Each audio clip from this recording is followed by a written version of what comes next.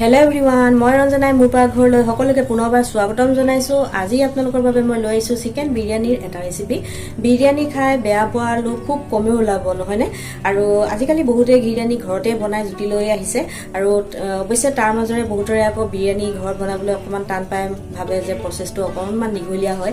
আৰু ঘৰত বনালেও বহুতেই এটা অভিযোগ থাকে নিজৰ মাজতে যে বিৰিয়ানী আমি ঘৰত বনালেও ৰেষ্টুৰেণ্টৰ ধৰণেৰে সোৱাদটো নহয়।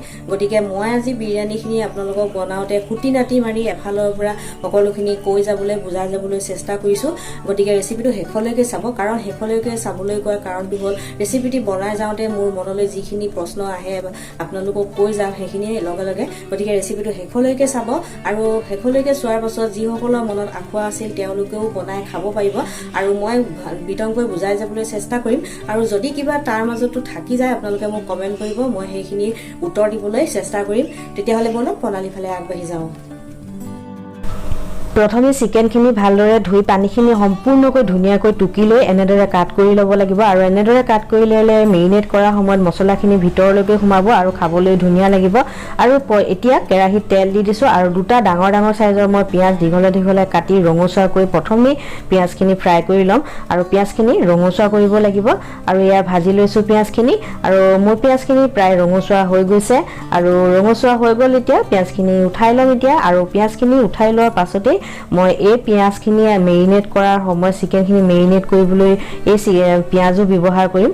আৰু এয়া মোৰ পিঁয়াজ ভজা হৈ গ'ল। এতিয়া চিকেনখিনি মেৰিনেট কৰাৰ সময়ত চিকেনখিনি প্ৰথমে দি দিছোঁ মই দৈ, আৰু চিকেনৰ পৰিমাণ অনুযায়ী দৈ কম বেছি হ'ব লাগে।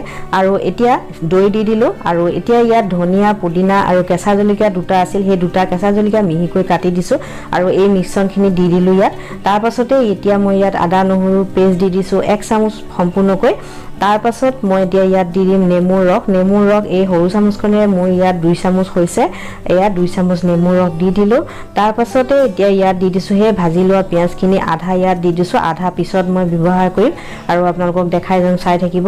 আৰু এতিয়া দিলোঁ এয়া জোখমতে নিমখ, এয়া হালধি, আৰু তাৰপাছত দিছোঁ এয়া ৰেড চিলি পাউডাৰ।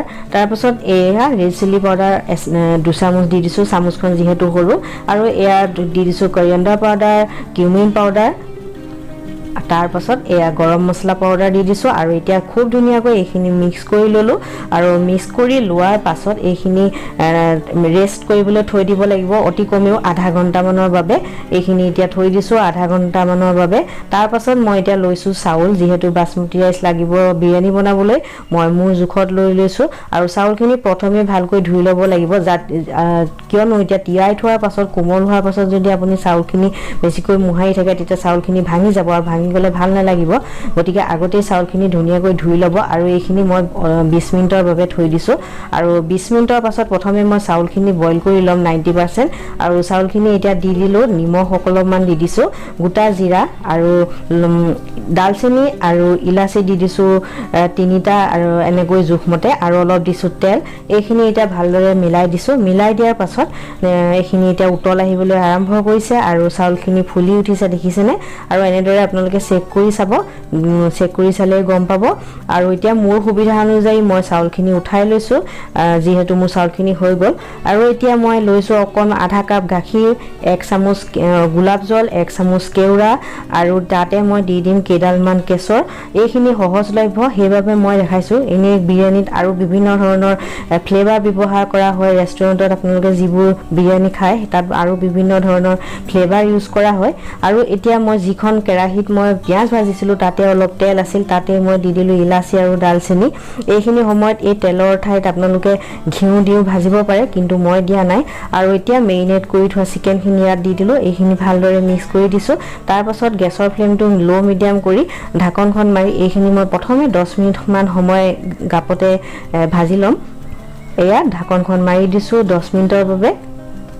10 মিনিট প্ৰায় হৈ গৈছে মই ঢাকনখন উঠাই এবাৰ চেক কৰি চাই লৈছোঁ আৰু এতিয়া মই ইয়াত দি দিম যোনটো পাত্ৰত মই মেৰিনেট কৰিছিলোঁ তাতে অলপ মছলা ৰৈ গৈছিল আৰু সেই তাৰে অকণমান পানী বাতিটোৰ ফালি দি দিছোঁ আৰু ইয়াত দি দিম এতিয়া ডাঙৰ চামুচেৰে 1 চামুচ মই বিৰিয়ানী মছলা দি দিছোঁ আপোনালোকে যিকোনো ধৰণৰ বিৰিয়ানী মছলা ইউজ কৰিব পাৰে মই এভাৰেষ্টৰ বিৰিয়ানী মছলাটো ইয়াত আজি দিছোঁ তাৰ পাছত দিছোঁ মই 4টা আলু কিন্তু অপচনেল হয় আমি ভাল পাওঁ বাবেহে দিছোঁ আপোনালোকে যদি দিব নিবিচাৰে হেতু আলু স্কিপ কৰিব পাৰে আৰু আলুকিটা মই 80% বইল কৰি লৈছিলোঁ আগতে এতিয়া ঢাকনখন মাৰি দিলোঁ সকলো সামগ্ৰী মোৰ দিয়া হৈ গ'ল আৰু এতিয়া মাংসখিনি সম্পূৰ্ণ এয়া সিজি উঠিল প্ৰায় 15 মিনিট মান পাছত মাংসখিনি এয়া সিজা হৈ গ'ল এতিয়া মই লাহেকৈ অকণমান লৰাই মিলাই মেলি চাই লৈছোঁ তাৰ পাছত এতিয়া মই গেছটো অফ কৰি দিলোঁ গেছটো অফ কৰি দিয়াৰ পাছত মই ইয়াৰ যিখিনি গ্ৰেভি ওলাইছে তাৰে অলপমান গ্ৰেভি মই 5-6 চামুচমান গ্ৰেভি মই এক্সট্ৰাকৈ বাটি এটাত উলিয়াই লৈছোঁ